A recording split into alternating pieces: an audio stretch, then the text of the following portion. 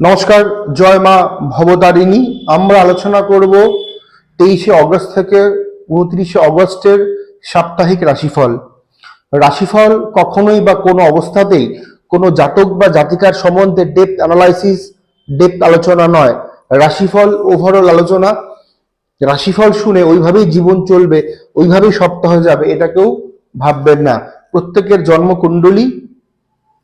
জন্মকুণ্ডলিতে থাকা গ্রহগত অবস্থান, আপনার নবংশ চার্ট, আপনার দশমাংশ চার্ট, আপনার ভাবচক্র, আপনার দশা অন্তর্দশা, প্রত্যন্ত দশা, প্রাণদশা, সূক্ষ্ম দশা শেষ কথা বলবে। এর বাইরে অ্যাস্ট্রোলজিতে প্রেডিকশনের কোনো মাধ্যম নেই। রাশিফল বলতে হয়, ট্রেন্ড হয়ে গেছে তাই বলা। কিছু কিছু ক্ষেত্রে মেলে, কিছু কিছু ক্ষেত্রে মিলবে না, কারো কারো ক্ষেত্রে মিলবে, কারো কারো ক্ষেত্রে মিলবে না। এই জায়গাগুলো আমার মনে হয় প্রত্যেকেরই ক্লিয়ার করা উচিত, তাতে কেউ অন্তত মিসগাইড যেন না হয়। যাই হোক, আমি আমার কর্মটা করি, বাকিদেরটা তারা তাদেরটা ভালো বুঝবেন। তো শুরু করছি মেষ রাশিকে নিয়ে। মঙ্গলের উপস্থিতি এবং শনির দ্বাদশভাবে বক্রী অবস্থান মেষ রাশির ছেলে মেয়েদের মিশ্র প্রভাব দিচ্ছে, ভালো মন্দ মিলিয়ে সর্বদিকে। এই সপ্তাহেও তাই। এই সপ্তাহে আপনাদের জন্য পারিবারিক দিকটা চিন্তার হবে, তবে অর্থনৈতিক দিক থেকে আপনি কিন্তু অনেকটা সুরাহা করতে পারবেন। অর্থনৈতিক দিক থেকে আপনি অনেকটা প্লাসে থাকতে পারেন এই সপ্তাহে। এডুকেশন, কর্মের জায়গাটা মোটামুটি ভালো, তবে বিতর্ক, বিবাদ, এই সম্ভাবনাগুলো বা বিতর্ক বিবাদে জড়িয়ে পড়ার পসিবিলিটিস গুলো কিন্তু লক্ষ্য করা যাচ্ছে আমাদের মেষ রাশির ক্ষেত্রে। শরীর স্বাস্থ্যের দিকে নজর রাখতে হবে। অত্যাধিক সাহস বা ওভার কনফিডেন্ট আপনি এই সপ্তাহে হবেন বারংবার, এবং সেখান থেকে কিন্তু সমস্যা হতে পারে। একটু দেখে শুনে কিন্তু এই জায়গাটা আপনাকে চলতে হবে। বৃষ রাশি, কথাবার্তার মধ্যে ক্ষুধার ভাব বৃদ্ধি, উপস্থিত বুদ্ধির জন্য অনেক বিপদ আপদ আপনি ওভারকাম করতে পারবেন। পরিশ্রম বেশি, পরিশ্রম অনুসারে ফল কম প্রাপ্ত করতে পারবেন। আপনি যেই ফিল্ডেই থাকুন, আপনি যাই করুন, পরিশ্রম আপনি ডেফিনেটলি ফল পাবেন, অ্যাচিভমেন্ট পাবেন, তবে যে অনুপাতে আপনার এক্সপেকটেশন থাকবে সেই অনুপাতে হবে না। রেমেডি কি? এক্সপেকটেশন কম করা, কারণ জীবন মনের মতন করে হয় না, আমাদের মতন করে চলবে না। এই জায়গাটা একটু বুঝে চলুন, মানসিক কষ্ট পাওয়ার যোগ রয়েছে।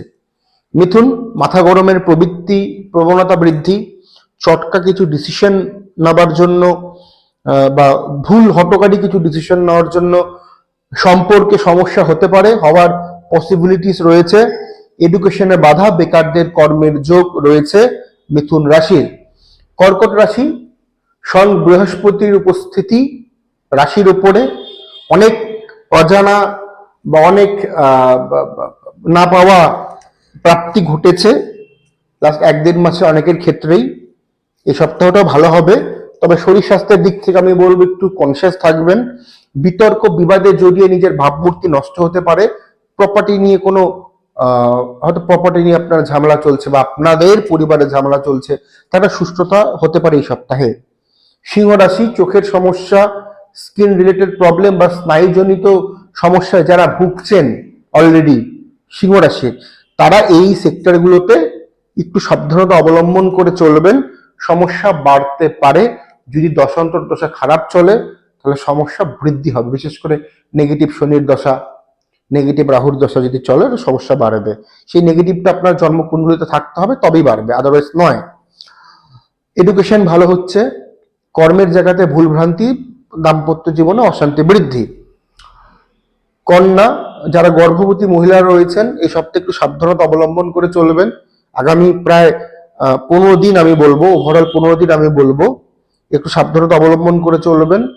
নিচস্থ শুক্র রাশির উপরে রয়েছে, অলসতা বৃদ্ধি, আকস্মিক দুর্ঘটনা বা চোট আঘাতের সম্ভাবনা রয়েছে। খাদ্যের প্রতি অরুচি, হয়তো পছন্দের খাবার আপনার ভালোবাসেন খেতে, ভালো লাগবে না, ক্লান্তকর, শুধু ঘুম ঘুম পাবে, একটা ক্লান্তকর সপ্তাহ কিন্তু হতে চলছে। আর্থিক ভাগ্য মোটামুটি ভালো, খরচ বৃদ্ধি। তুলা, একাদশপতি একাদশে বুধ কেতু দ্বারা যুক্ত, মেডিকেল প্রফেশন, ল প্রফেশন ভালো, ভালো রোজগার হবে। সেলফ প্রফেশনও ভালো দেখাচ্ছে। চাকরি প্রাপ্তি বা চাকরির জন্য যারা খুঁজছেন, চেষ্টা করছেন, খুব একটা পজিটিভ সাইন আমি বলতে পারছি না এই সপ্তাহে বেকারদের জন্য। জব চেঞ্জের জন্য সপ্তাহটা আদর্শ নয়, জব চেঞ্জ করবেন না। তবে কর্মক্ষেত্রে প্রাপ্তি বা উন্নতি কিন্তু থাকবে, আর্থিক এবং নাম যশের দিক থেকে তুলার সম্পর্ক ভালো। বৃশ্চিক রাশি, প্রতিযোগিতামূলক পরীক্ষা থেকে থাকলে শুভ, দাম্পত্য কলহ বৃদ্ধি, চোট আঘাত পাওয়ার পসিবিলিটিস রয়েছে, কাছের লোকদের থেকে বিট্রে, পারিবারিক দিক থেকে কিছু সমস্যা আপনি ভুক্তভোগী হতে পারেন এই সপ্তাহে। যাত্রা বা দূরের কোনো ভ্রমণ, আমি বলবো লাক্সারি দেখানোর প্রবৃত্তিকে না করাটাই ভালো এই সপ্তাহে। ধনুরাশি, কমিউনিকেশন ভালো হবে, পরিচিতি বাড়বে, ফেম বাড়বে। বিশেষ করে যারা টেকনিক্যাল ফিল্ডে রয়েছেন, ক্রিয়েটিভ ফিল্ডে রয়েছেন, তাদের জন্য তো অত্যন্ত ভালো সাইন এটা। বাড়িতে শান্তির পরিবেশ বজায় থাকবে ধনুরাশির। মকর রাশি, মকরের ক্ষেত্রে যোগাযোগ মাধ্যমে বাধা, ভাই বোনদের সাথে বিরোধ বিতর্ক, পেটের গোলযোগে ভুগবার আশঙ্কা রয়েছে।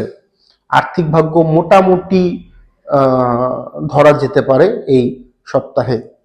কুম্ভ রাশির ক্ষেত্রে আমাদের প্রাপ্তিযোগ রয়েছে, দীর্ঘদিনের ইচ্ছে পূরণ ঘটতে পারে, সম্পর্ক ভালো হচ্ছে, কর্ম বা অর্থনৈতিক জায়গাটা ভালো।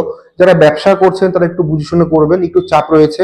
পার্টনারশিপের ব্যবসার ক্ষেত্রেও সমস্যাটা কিন্তু লক্ষ্য করতে পারবো আমরা যখন আমরা কুম্ভ রাশির জাতক বা জাতিকা।